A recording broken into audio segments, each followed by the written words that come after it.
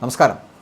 വിദ്യാർത്ഥികൾക്ക് നേരെ തോക്ക് ചൂണ്ടുന്ന മോദി, 21 മനുഷ്യക്കുരുതിയിൽ തീർത്ത നീറ്റ് പരീക്ഷ. നമ്മുടെ വിദ്യാർത്ഥികൾ എന്ത് തെറ്റാണ് ചെയ്തത്? എന്തിനാണ് അവർക്ക് നേരെ മോദി സർക്കാർ തോക്ക് ചൂണ്ടുന്നത്? ഈ ചോദ്യം പൊതുസമൂഹം ചോദിച്ചു തുടങ്ങിയിരിക്കുന്നു. കേന്ദ്രത്തിന് നേരെയുള്ള രാഹുൽ ഗാന്ധിയുടെ ചോദ്യങ്ങളായിരുന്നു ഇവ.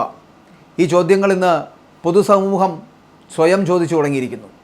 കാരണം രാജ്യത്തെ വിദ്യാർത്ഥികളുടെ ഭാവി കേന്ദ്ര സർക്കാർ തകർത്തുവെന്നും കേന്ദ്ര വിദ്യാഭ്യാസ മന്ത്രി ധർമ്മേന്ദ്ര പ്രധാൻ രാജിവെക്കണമെന്നും ലോക്സഭാ പ്രതിപക്ഷ നേതാവ് രാഹുൽ ഗാന്ധി അടക്കം പറയുകയും അത് പൊതുസമൂഹം ഏറ്റുപറയുകയും ചെയ്യുന്ന തരത്തിലേക്ക് എത്തിയിരിക്കുന്നു. കഴിഞ്ഞ 10 വർഷത്തിനിടെ 152 ചോദ്യപേപ്പർ ചോർച്ചകൾ നടന്നിട്ട് പോലും ഒരാളെപ്പോലും ശിക്ഷിക്കുവാൻ ഈ സർക്കാരിന് സാധിച്ചില്ല എന്ന് പറയപ്പെടുന്നത് ശരിയാണ്. വെറും ആരോപണങ്ങൾ മാത്രമായി ഇതിനെ കാണരുത്. വിദ്യാർത്ഥികളുടെ ജീവൻ വെച്ച് കളിക്കുന്ന ഒരു കളി കൂടിയാണ്, അവരുടെ ജീവിതത്തെ ഇല്ലാതാക്കുന്ന കളി. ഇവിടെ CJP പാർട്ടിയുടെ നേതൃത്വത്തിലുള്ള വിദ്യാർത്ഥി പ്രതിഷേധക്കാർക്ക് നേരെ ഉണ്ടായ പോലീസ് നടപടി, ആ പോലീസ് നടപടിയിൽ പ്രതിഷേധിച്ചുകൊണ്ട് കഴിഞ്ഞ ദിവസമൊക്കെ ഈ കറുത്ത ബാഡ്ജൊക്കെ ധരിച്ചാണ് പ്രതിപക്ഷ നേതാക്കളൊക്കെ, അത് രാഹുൽ ഗാന്ധി അടക്കമുള്ളവർ മാധ്യമങ്ങൾ കണ്ടതും.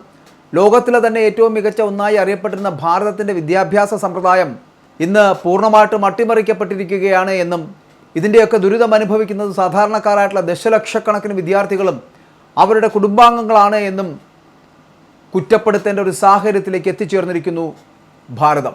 മാത്രമല്ല ഇവിടുത്തെ പോലീസ് നടപടിയെ ചോദ്യം ചെയ്തുകൊണ്ട് രാഹുൽ ഗാന്ധി അടക്കമുള്ളവർ രംഗത്ത് വന്നത് ശ്രദ്ധേയമാണ്.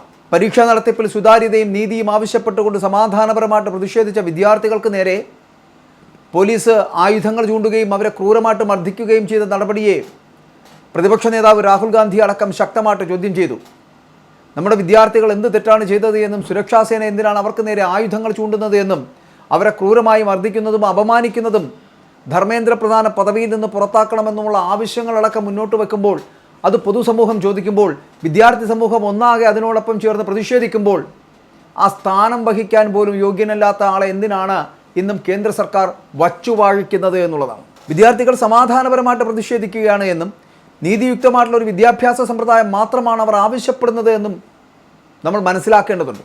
ഈ രാജ്യം തങ്ങൾക്ക് നൽകേണ്ട അവകാശം മാത്രമാണ് അവർ ചോദിക്കുന്നത്. ശരിയായതും നീതിയുക്തവുമായിട്ട് ഒരു വിദ്യാഭ്യാസ സമ്പ്രദായം അവർ അർഹിക്കുന്നുണ്ട്. എന്നാൽ നിലവിൽ അത് അവർക്ക് ലഭിക്കുന്നില്ല എന്നുള്ളതാണ് ഖേദകരമായിട്ടുള്ള ഈ പ്രതിഷേധം നടക്കപ്പെടുന്നത് എന്ന് മനസ്സിലാക്കുവാനുള്ള മൂളയെങ്കിലും ഉണ്ടാകണം കേന്ദ്ര സർക്കാരിന്. വിദ്യാർത്ഥികൾ കടുത്ത മാനസിക സമ്മർദ്ദത്തിൽ തുടർച്ചയായിട്ടുണ്ടാകുന്ന പരീക്ഷാ ചോർച്ചകൾ അത് വിദ്യാർത്ഥികളെ കടുത്ത മാനസിക സമ്മർദ്ദത്തിലേക്കാണ് തള്ളിവിടുന്നത്. വർഷങ്ങളോളം കഷ്ടപ്പെട്ട് പഠിച്ച് പരീക്ഷ എഴുതാൻ തയ്യാറെടുക്കുമ്പോൾ അവസാന നിമിഷമാണ് പരീക്ഷ റദ്ദാക്കിയ വിവരം വിദ്യാർത്ഥികൾ അടക്കം അറിയുന്നത് പോലും. അപ്പോൾ ഇത്തരം സംഭവങ്ങൾ ഇത് നിമിത്തം പല കുട്ടികളും ജീവിതം അവസാനിപ്പിക്കുന്ന അവസ്ഥയിലേക്ക് വരെ കാര്യങ്ങൾ എത്തിയിരിക്കുന്നു. അങ്ങനെയാണ് 21 മനുഷ്യക്കുരുതികൾ ഉണ്ടായിരിക്കുന്നത്.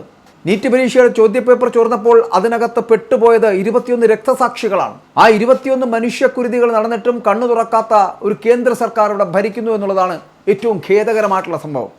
ഇതൊരു ഒറ്റപ്പെട്ട പ്രശ്നമല്ല എന്നും വലിയൊരു ദേശീയ പ്രതിസന്ധിയാണ് എന്നുള്ള കാര്യം മറന്നു പോകരുത്. കണക്കുകളൊന്ന് പരിശോധിച്ച് നോക്കിയാലേ ആ കണക്കുകൾ കഴിഞ്ഞ 10 വർഷമായിട്ട് ശരാശരി പ്രതിമാസം ഒരു ചോദ്യപേപ്പർ ചോർച്ച വീതം നടക്കുന്നുണ്ട് എങ്കിലും സർക്കാരിൻ്റെ ഭാഗത്ത് നിന്ന് ഒരു ശിക്ഷാവിധിയെങ്കിലും ഉണ്ടായിട്ടുണ്ടോ? ഇടത്തരം സാധാരണ കുടുംബങ്ങളിൽ നിന്നുള്ള ഏകദേശം 7.5 കോടിയോളം വരുന്ന വിദ്യാർത്ഥികളുടെയും അവരുടെ കുടുംബാംഗങ്ങളുമാണ് ഈ അട്ടിമറികൾ നേരിട്ട് ബാധിക്കുന്നത് എന്നുള്ളതാണ്. തങ്ങൾ കഷ്ടപ്പെട്ടുണ്ടാക്കിയ പണം മുഴുവനും മക്കളുടെ പഠനത്തിനായിട്ട് മാറ്റിവെക്കുന്ന മാതാപിതാക്കളുടെ പ്രതീക്ഷകളെയാണ് ഒരു സംഘം നരാധമന്മാർ ചേർന്ന് ഇല്ലാതാക്കുന്നത് എന്നുള്ളതാണ്. മത്സര പരീക്ഷകൾക്കായിട്ട് കുടുംബങ്ങൾ ചെലവഴിക്കുന്ന തുക രാജ്യത്തിൻ്റെ വിദ്യാഭ്യാസ ബജറ്റിന് തുല്യമാണെന്ന് ഞെട്ടിക്കുന്ന കണക്കടക്കമുണ്ട്.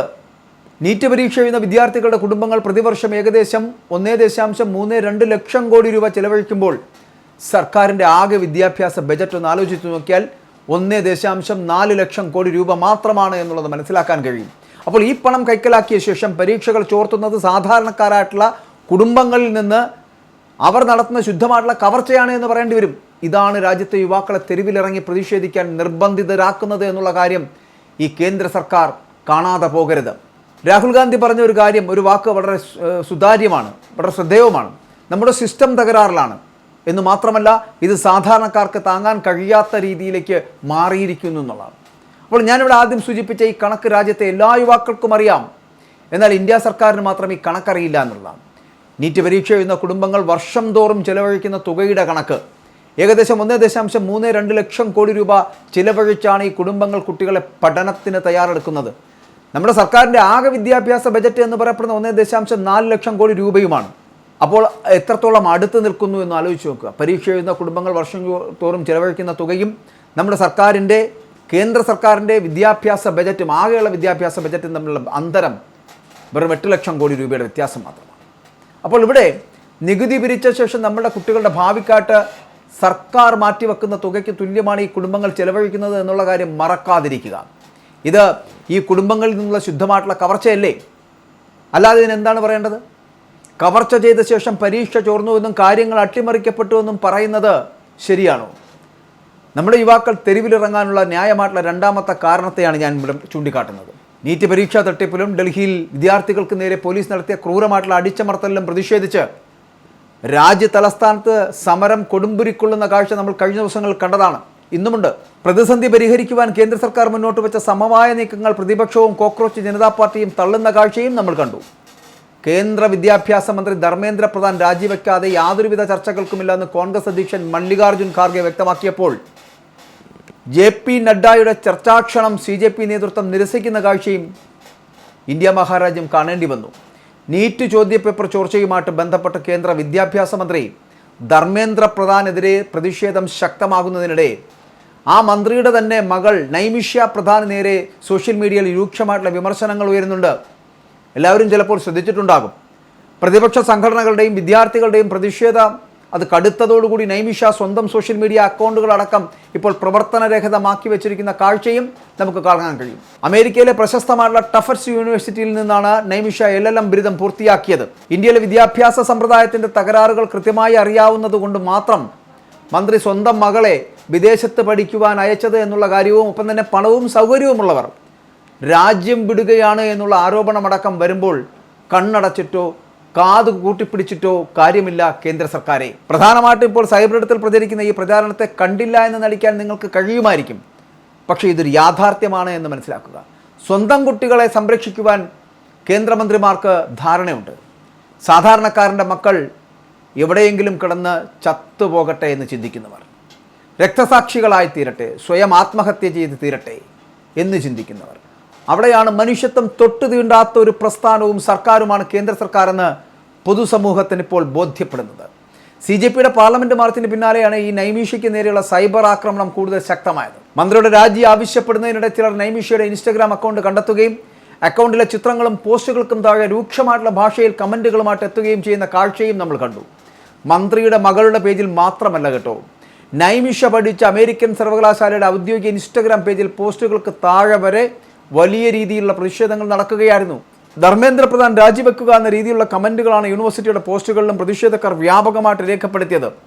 അതേസമയം നൈമിഷ്യ 2023 തന്നെ പഠനം പൂർത്തിയാക്കിയതാണ് എന്നും അതിനെ നിലവിലെ വിഷയങ്ങളുമായിട്ട് ബന്ധിപ്പിക്കുന്നത് ശരിയല്ലെന്നും ചൂണ്ടിക്കാട്ടി ഒരു വിഭാഗം ആളുകൾ പിന്തുണയുമായിട്ട്, അതായത് കേന്ദ്ര സർക്കാരിന് പിന്തുണയുമായിട്ട് രംഗത്തെത്തുന്നുണ്ട്.